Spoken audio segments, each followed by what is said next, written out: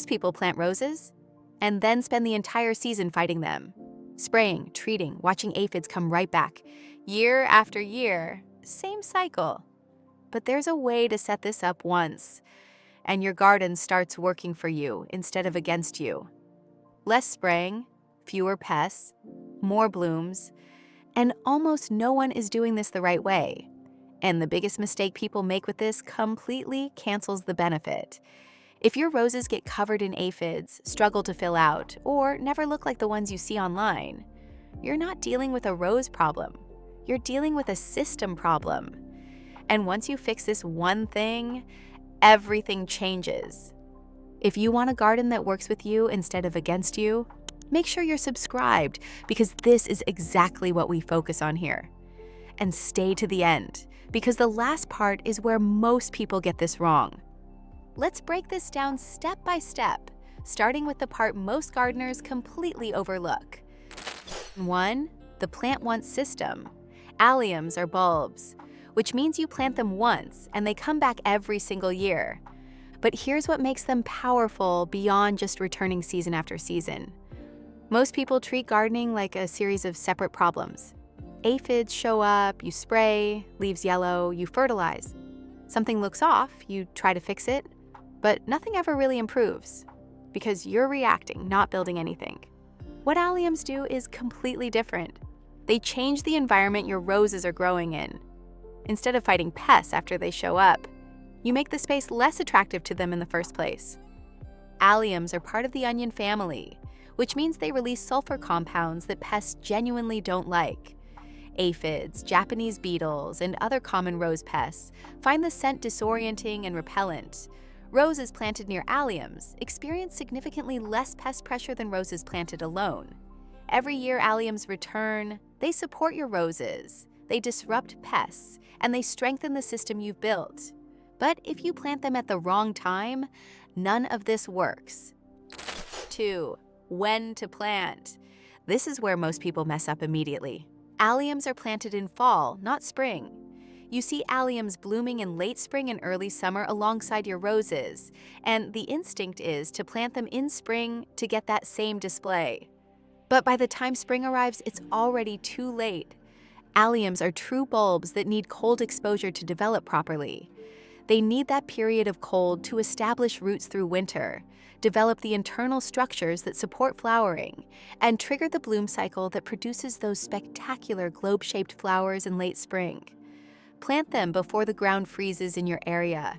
In most climates, that means September through November, depending on your zone. The bulbs will establish roots through fall, rest through winter, and emerge in spring ready to bloom alongside your rose's first major flush. And even if you get the timing right, you can still ruin it with this next step. 3. Planting depth. Here's the rule that determines whether your alliums thrive or disappoint. Plant bulbs at a depth 2 to 3 times their height. Too shallow means weak, floppy stems that can't support the weight of those large globe-shaped flower heads. The bulb doesn't have enough soil insulation to protect it through winter temperature fluctuations, and the root system that develops is insufficient to anchor the plant properly. Too deep means delayed growth and reduced vigor. The bulb has to push through too much soil to reach the surface, which exhausts energy reserves before the plant even begins to flower. Bulbs planted too deep often produce smaller flowers on shorter stems, or in some cases, fail to emerge at all in their first season. Measure your bulb. Multiply its height by 2 to 3. That's your planting depth. For most ornamental alliums, that means 4 to 6 inches deep for smaller varieties, and 6 to 8 inches for larger ones like Allium giganteum. And this next mistake is why people say, "This didn't work." 4. Random planting. Most people plant bulbs like this, one here, one there, scattered everywhere. Or, worse yet, single rows like soldiers marching along a border. That kills the impact entirely. A single allium stem rising from a rose bed looks accidental. A row of alliums along a border looks rigid and unnatural. Neither creates the layered, abundant look that makes this combination so spectacular. Instead, plant in clusters of 3 to 5 bulbs and repeat those clusters throughout your rose bed. This creates structure, rhythm, and visual strength. When alliums bloom in late spring, you get multiple points of interest throughout the bed rather than isolated stems. The clustering also maximizes the pest deterrent effect. A single allium plant releases sulfur compounds into a limited area.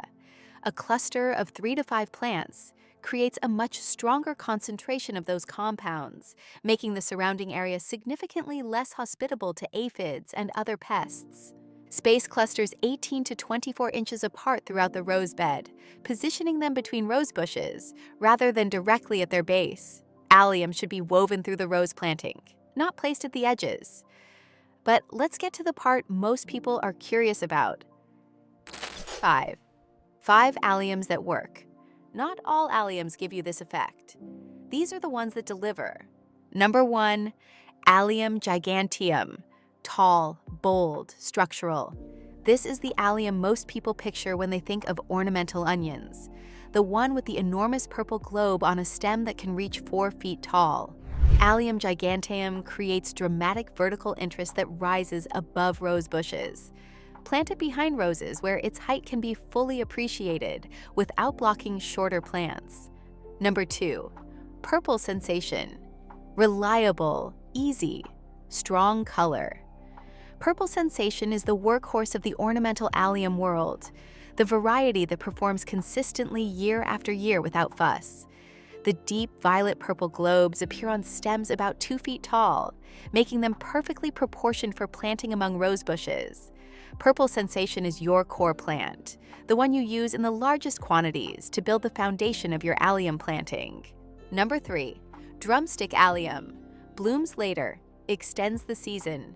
While most alliums peak in late spring alongside the first rose flush, drumstick allium, Allium spherocephalon, blooms in midsummer, bridging the gap between spring and summer flowering.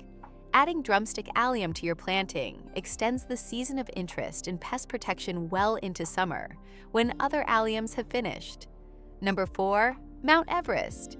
Clean white contrast, makes colors pop. In a planting dominated by purple and violet alliums, Mount Everest provides the contrast that makes everything around it look more vibrant.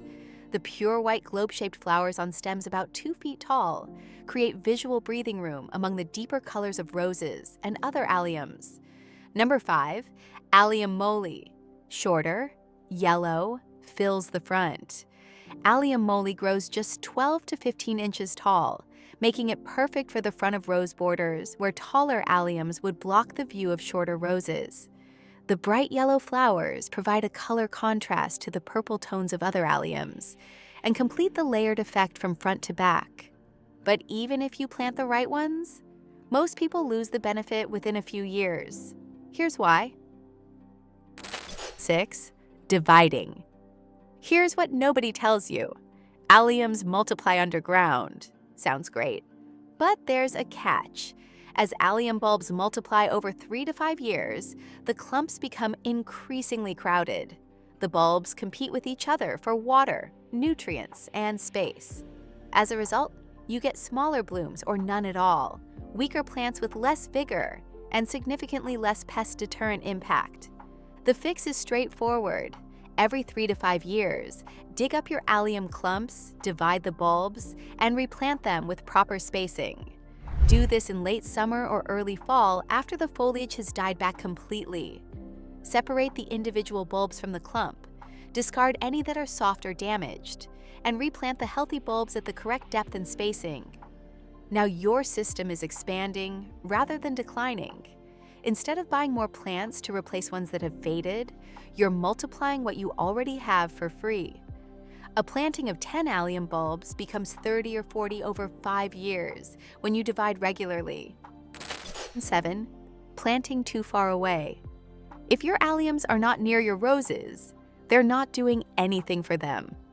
Gardeners plant alliums in a separate bed, along a distant border, or in a cutting garden, and then wonder why their roses still have aphid problems. The sulfur compounds that alliums release into the soil and air have a limited range. Alliums need to be integrated into the rose planting itself, between rose bushes, behind them, woven through the bed, not positioned at a distance. You want alliums between roses, behind them, and throughout the entire planting. Integrated, not isolated. The goal is to create a continuous zone of allium presence throughout the rose bed, so that every rose benefits from the protective compounds being released. And this next part is where people think something is wrong. 8. The ugly phase. After blooming, the foliage dies back. And yeah, it looks rough. The leaves yellow, flop, and look genuinely terrible for several weeks after the flowers fade. Most people panic here. They cut the leaves back immediately, tidy everything up, and feel like they've done the right thing. But they've actually broken the system.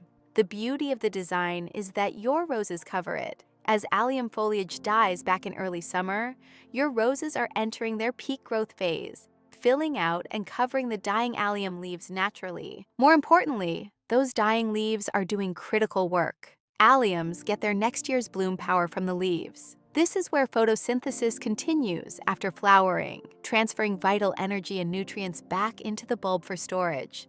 Cutting the leaves back early, even though they look terrible, robs the bulb of the energy it needs to produce next year's flowers and pest deterrent compounds. Let the leaves die back completely and naturally. Do nothing.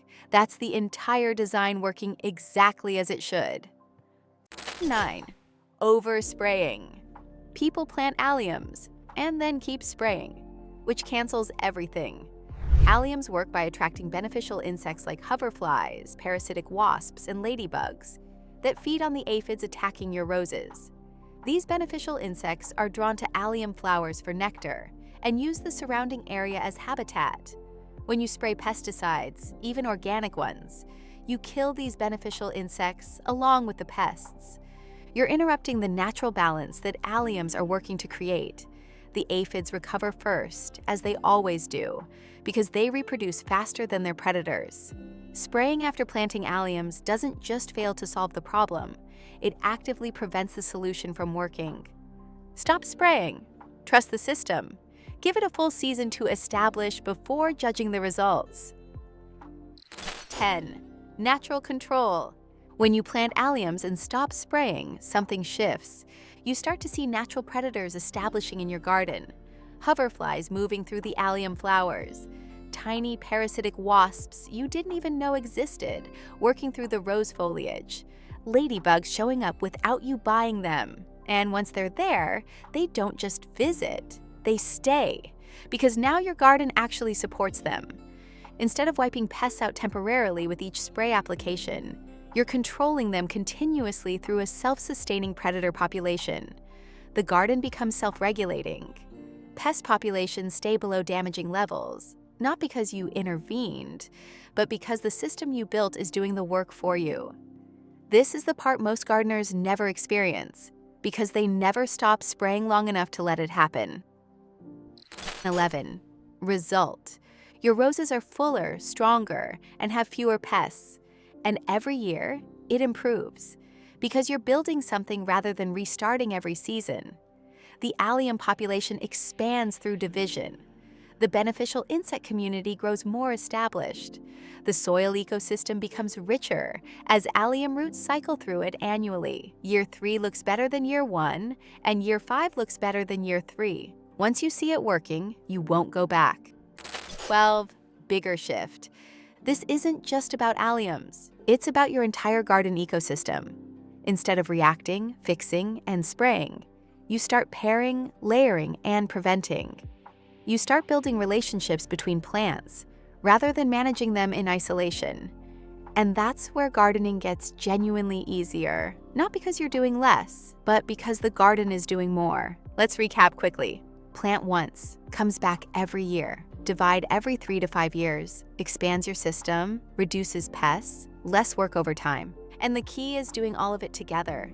If you've been struggling with roses, this is one of the simplest shifts you can make. You're not adding work, you're removing it. And it compounds every year. Plant them once, divide them every few years. Let them multiply, and let your garden do more of the work for you. Have you tried growing alliums with your roses before? Or have you been stuck in the spray and repeat cycle? Let me know in the comments. Which allium variety are you going to plant first this fall? And what's been your biggest challenge with rose pests? If this changed how you think about protecting your roses, don't forget to give it a thumbs up and share it with fellow rose gardeners who are tired of fighting the same pest battles every season. Hit that subscribe button so you don't miss any of our upcoming videos. We've got more companion planting guides, rose care secrets, and garden ecosystem tips coming your way soon. Thank you so much for watching and being part of our growing community. Until next time, happy gardening!